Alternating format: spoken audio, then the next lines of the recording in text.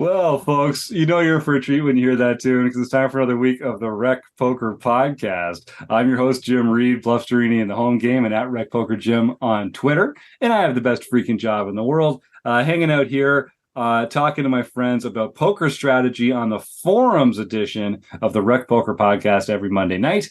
I gotta mention, we are brought to you by the Running Aces Hotel, Racetrack, and Casino. They are the official sponsor of the Rec Poker Podcast, and we're a largely volunteer-based organization. Most of what we do here is free, so we really depend on the support of our sponsors and our premium members who chip in their $15 a month to take advantage of our training materials and our study sessions and all the great stuff that we do here at Rec Poker.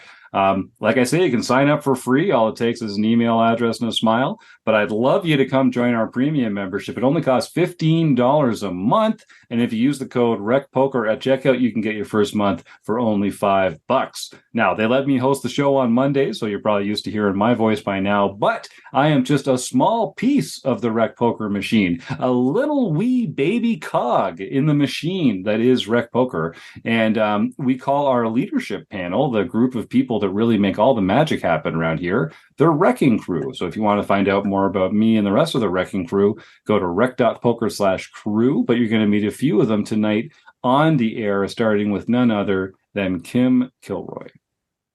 Yeah, I'm Kim Kilroy. I'm PetVet or PetVet33 on the forums and social platforms. Fergie56 in the home game. And on the second Wednesday of the month, I run a hand history review. So come on out.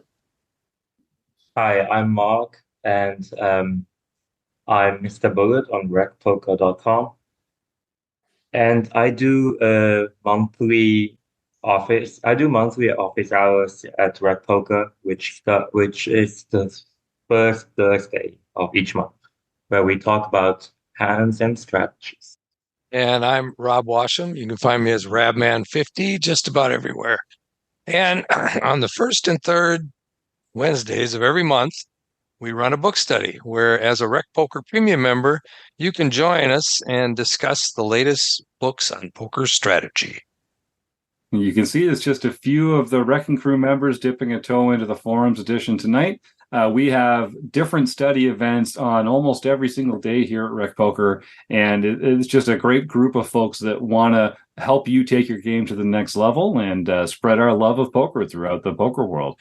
One of the perks of joining our premium membership is that you get to come and join the gang here on the forums edition of the podcast. So I'm happy to introduce Stuart Carriage. Stewie's been a member here for a long time, and always look forward to hearing your voice in the conversation. Stu, why don't you tell our audience where they can find you in the Rec Poker home games?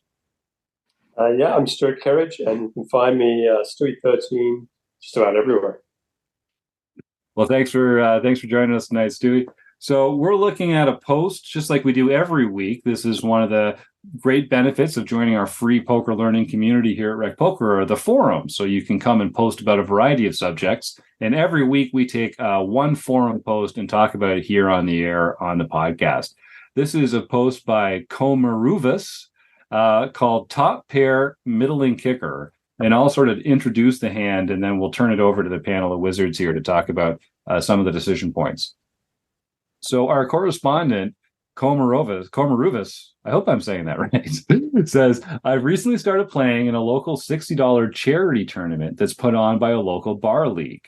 This is the Eastern Poker Tour, or the EPT. Most players in this tournaments are the type of players you would expect to find in a bar league, minus the drinking. 2 Saturdays ago, I found myself playing this hand. I've been lingering in the tournament most of the night with the occasional small win, but mostly being card dead when I suddenly got smacked by the deck. In a 3-level period, I went from 10 to 11 big blinds to about 150 big blinds. I think we played about 30 hands, and I only folded 2 hands pre-flop, getting mostly jacks plus. So pretty good couple of orbits for our correspondent here. Says the worst hand I played was King Hearts, 10 of Hearts from the big blind with 4 limpers, where one opponent turned a flush, shoved for 8 bigs when I had 2 pair, and around 110 big blinds, and then I rivered a boat. It was that kind of run, and I was flying high on the excitement after personally knocking out 12 players to help us get to this point in the tournament. So we have just made the final table. Regular listeners, we were just dealing with the final table hand last week. We're going to talk about another one tonight. This was the first hand of the final table. Blinds were 4K, 8K with no antes, 9-handed.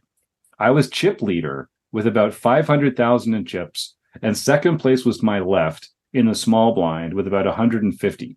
So that's a pretty significant difference. If we've got about 3 times the chips of second place, so a very, very big chip lead. The table folds around to me on the button, and I look down at King of Hearts, Jack of Clubs, and raise to 20 bigs, which is 2.5 big blinds. The villain in the small blind raises to 60K, which is 3 times the raise size. The big blind folds, and it's back to me. Why don't we just stop here for a second and just get a sense from everybody in the group? What are you thinking at this point? You've opened the button, King Jack offsuit. You're facing a 3-bet from the small blind, and they are sitting on a little less than 20 big blinds right now. So looking down at King Jack offsuit, Mark, you're the only person who is not muted, so I'll ask you first. What's your sort of default spot decision here when you open King Jack offsuit and get 3-bet from the small blind when they're coming in with a little fewer than 20 big blinds? So usually when you're on the button in that spot, I probably open at 60%, which is like down to 9-5 suited. It's a lot. It's a lot of hands. Yeah. Yes, but yeah, I'm just abusing it a little. Of course. So the small blind should really go after me or you in that sense. He has 20 big blinds and he 3-bets to I think 7 or 8, whatever it is. Now, like usually, what I think about is which hands would play this way. I mean, to my mind comes aces and kings, Right. queens, and most people do not find the bluffs. Let's just say that. Mm-hmm. Because what do you think is a possible bluff? Right. It's gonna be one of those like blocker hand, ace 5 suited or something like that where sorry, Mark. Yeah. Ace 5 suited is a shove pre-flop. Oh, I'm sorry. Yeah. What would be you're asking? What would be a bluff like in the a 3-bet non-all-in type of hand? Yes. Yeah, good question. I mean, I don't see a lot. I don't see it a lot anyway in the games I'm playing. If you can't find them, right? How likely is it that this guy is gonna find them? Right. Yeah, good point. Good point. And again, like last week, we should consider the context where this is sort of like it's a $60 charity tournament. So these players they might not be bad players, but they're definitely going to be sort of like less experienced, less savvy players than the ones that we're going to be trying to like out fox, on the show more often. I think that's a good point. Here, Rob, do you want to jump in there? Yeah, I think, what Mark has said is absolutely true. The guy has 20 big blinds. He's in the small blind. And he's 3-betting the button open. What are you 3-betting with 20 big blinds when you're out of position? Unless you're 3-betting a hand that you want somebody to call you with. So the hands that you're 3-betting there is exactly aces, kings, maybe queens. You just want that guy in a big blind to make a mistake. Yeah, and Kim, you and Rob both posted in the response here, but I know it takes place. There's more to examine about the hand, or more to reveal about the hand. So I'll just continue reading through the hand here, and then we'll hear from everybody else. So after waiting for a while, we make the call, says our correspondent. and the flop comes King 10-6 rainbow. We're holding King Jack offsuit. Villain shoves for his remaining 90K, which is less than what's in the pot. We tank for about a minute, but based upon how I've been running the previous 45 minutes, end up calling. Villain shows ace, and they hold up. So now that we kind of have the action that's available there, Kim, you unmuted. What's on your mind? Well, I can just say you should never, ever make any move based on how you've been running. Yes, good point. You should never make any decision based on that. Before we get into, I mean, I had a whole thing. You can read it or not read it, but yeah, I would say that like that, just that alone is just you just that's not what you base your decision on. Yeah, Kim, you have a really excellent response here that folks can check out if they click on the link. I'll make sure the link to this post is in the show notes. And it starts with happy tilt is a real thing. Yeah, that's right. And I think that's what you're talking about, where you sort of get this feeling like you can't lose, that you can sort of take some of these negative EV spots and still come out ahead because you're just running so good. You were kind of like destined to suck out on the player or that sort of thing. So that's happy tilt, and it's a thing. It's when we're playing in a way that's not optimal, and we're just doing it because we're used to getting hit with the deck. So Kim, you also kind of mentioned in here that you would probably fold pre-flop because of the strength that the small blind player is demonstrating when they 3-bet not all in off this stacked up. Right. So my point was when they bet 60K and leave 90K behind, we have to treat it in our mind like it's an all-in. Mm-hmm. And we have to decide if our hand would have been strong enough to call an all-in. Yep. From this player for their entire stack. So is what did our correspondent have again? King Jack offsuit? Is Yes. King Jack offsuit strong enough to call a 20 big blind shove? Right. So Yeah, in my opinion, it's not. Right. I like the way you're getting there in the conversation, Kim, because like Mark was saying earlier, if the player doesn't have any bluffs here, then you kind of do have to treat it like an all-in, essentially, because there's not going to be a lot of folding happening post-flop, especially once you do see a flop at that. Mark, did you want to chime in there? I saw you grab the mic. Do you know what the 3-bet off would be? It would be ace-4 offsuit. It would be I was king-5 close. suited. Yeah. It would be ace-deuce offsuit, like ace-7 offsuit. Like, I just don't see that happening. Like, who pretends like they have aces and just looks down at ace-7 offsuit and goes to 60,000, leaving him 90,000 behind, like basically 11 big blinds behind. Yeah. I'm with you. I don't see it. So if he doesn't find it, what does he find?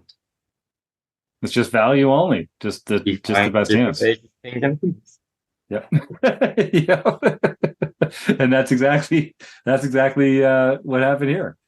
I love what Mark is saying there, because we see a lot of these posts where people are asking for advice on a hand they played, and one of the things that they never talk about is what hands do they think their opponent has.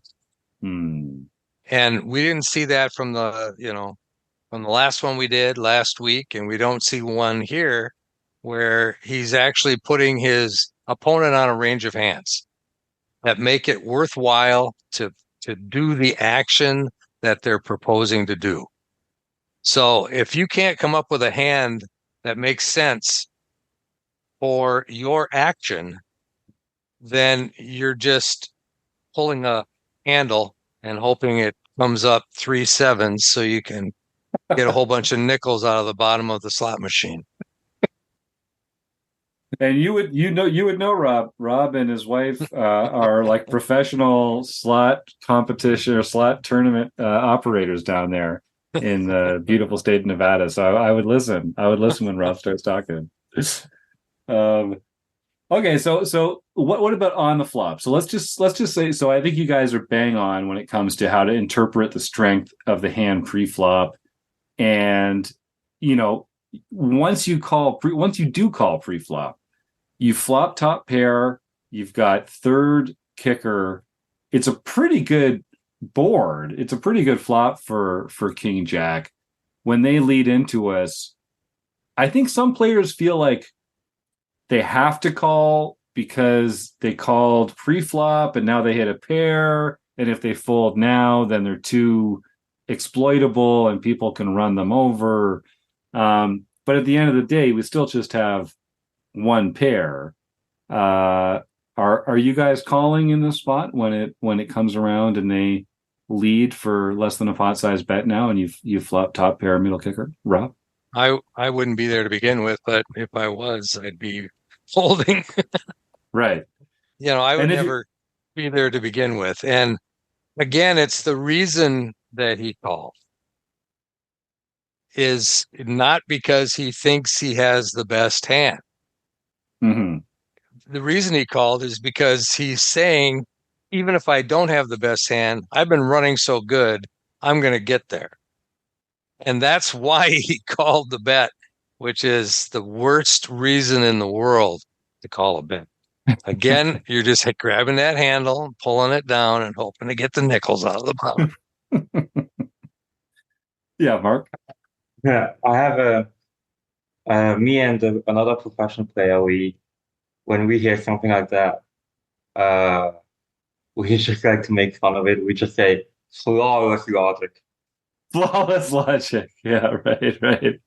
Well, and it's not, and I think comeruvas, I'm going to go with that one. Does say himself in the post, like it was an emotional decision, like it wasn't a logical decision. And you're kind of riding this high of having just been being smacked in the face with this deck for so long. It's like it's a common problem we have, and I like that everyone here on the panel is just checking this player and being like, that's true and it's great, but you really have to fight that tilt because it is tilt. It's a problem with how you're making the decision here because you're letting these non-logical factors come in and affect it, and you do end up gambling. Like Rob says, you are kind of pulling the trigger. Or pulling the lever. I guess that's true. And I just want to point out, this goes to speak to why you can't call this pre-flop.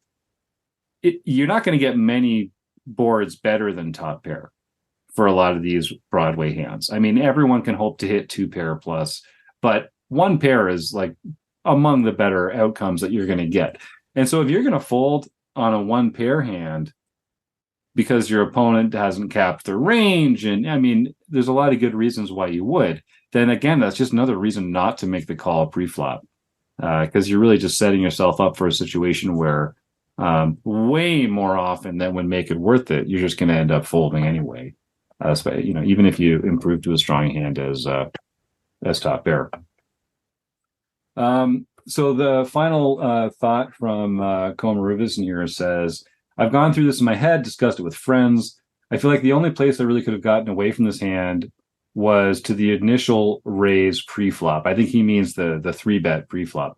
I feel this way just from the stack size that I had, where after this hand I was still chip leader, but it started a downward spiral and I ended up bubbling in 6th place, where a couple of times I ended up getting coolered. Like losing ace king to a set of nines and stuff like that, which does just happen. But this is the question, but did my mentality of I can't miss affect my judgment on the pre-flop action? And should it have been a red flag to see villain shove on the flop, meaning I should have paid more attention to his possibility to have ace king, kings, tens, or even aces? And I think the answer is yes. That's exactly right. And so kudos to comeruvas for posting this, because it's very easy for us to post hands where we played well and we won a big pot, or we put a bluff and we, get to show off to our forum readers what a great player we are.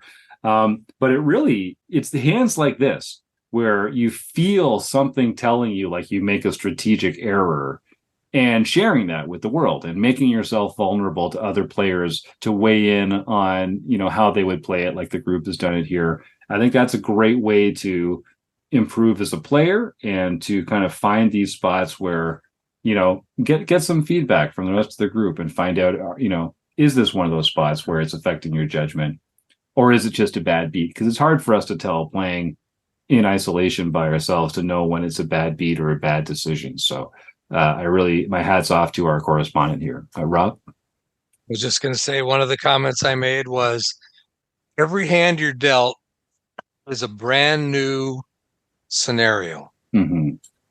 The things that happened in the past have no bearing on what's happening now, other than the reads that you have on the players and how you determine what their ranges are constructed of.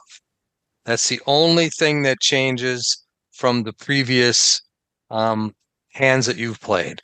So just because you're running like God doesn't mean you're going to continue to run like God. And every hand is a brand new hand.